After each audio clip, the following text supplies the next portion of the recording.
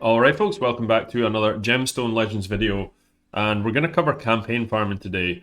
Now this is something I've been meaning to do a video on for a while, so I've had a lot of questions about it, and there's a few campaign farmers that are really good in this game, but there's one that obviously stands out above everybody else. But I'm just going to briefly explain what campaign farming is, how you can use it to level up your heroes in Gemstone Legends, and what are the best options for you.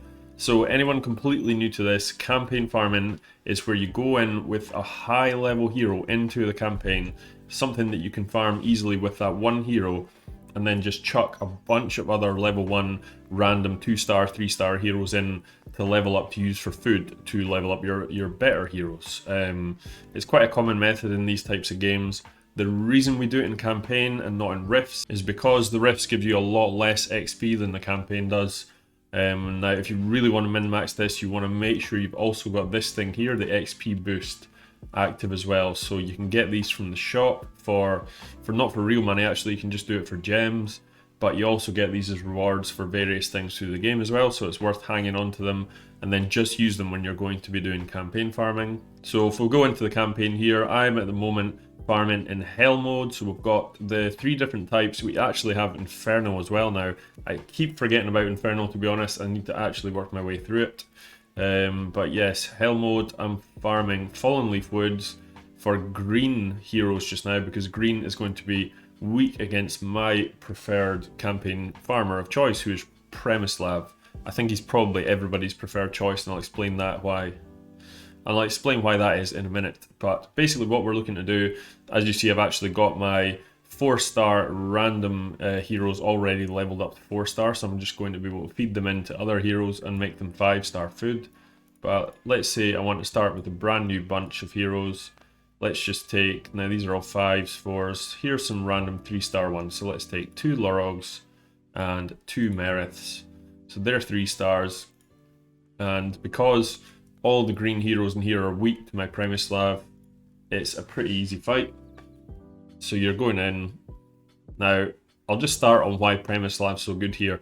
Basically, your campaign farmer has to be an AoE. It doesn't have to be, but it makes it a hell of a lot quicker. If it's a single target, it's going to be a bit of a nightmare. And when I mean AoE or single target, that's their actual special ability. You want the special ability to do an AoE so that it kills the enemy heroes really quickly.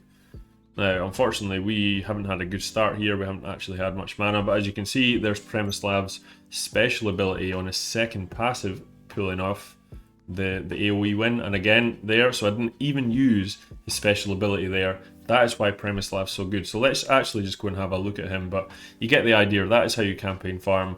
You've chucked him in. There we go, that's leveled up to 2, to 3. You've got 2,153 XP for all of these, and the XP gets split normally between all the members of the team, but because Premislav's max level, he doesn't get the XP, so it just gets shared amongst these 4.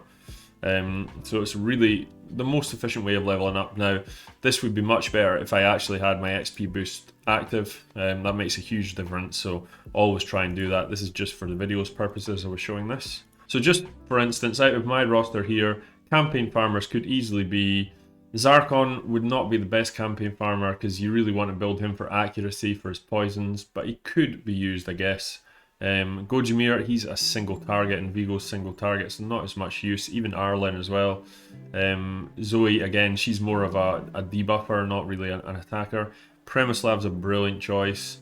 Looking here, Kivan, actually I used Kivan for ages for my campaign farming because I just didn't have any other AoE guys I'd built up, so he's definitely usable. He's pretty basic, to be honest. His ability is not particularly good for campaign farming because it's the provoke. You don't really need that because you kind of want your level 1s to die really quick rather than attack this guy. But it just shows you can use anyone that's just got an AoE, but they won't be as good as Premislav. Just off the top of my head, you could probably build someone like an Altan to do a bit of damage, but why would you? Because he's, again, a debuffer. There is loads of choices, just basic AoE damage, so attacks all enemies for X amount times whatever with any bonuses, and you should do pretty well. I mean, if you do have, off the top of my head, if you go into the lexicon, there's definitely some legendaries that would be really, really good for this. Now, where is he? I always forget which faction he's in. It will be the last one I look at, obviously. Yes, of course it will. And yes, it's Raphael, that's right. Raphael is probably the biggest AoE hitter in the game. He it deals damage to all enemies, ignores 20% of defense, so he would be good. But again, even though he is the biggest AoE damage dealer in the game, he is still not as good as Premislav for this role, because Premislav is just built for campaign farming. And the other huge bonus about Premislav is you can actually fuse him as well, so everybody can get him, which is really, really cool. So he's got an attack leader everywhere, because he is going to be the lead, so he's going to give himself a boost in attack there. He does the usual, deals damage to all enemies, 100% chance to inflict mana choke on enemies for 3 turns, so that does require accuracy, but don't build him with accuracy, you don't need to land this mana choke. The beauty of this guy is in the passive here. So he recovers 5% HP whenever he kills an enemy, that's not it. 30% chance to use his special ability whenever taking damage.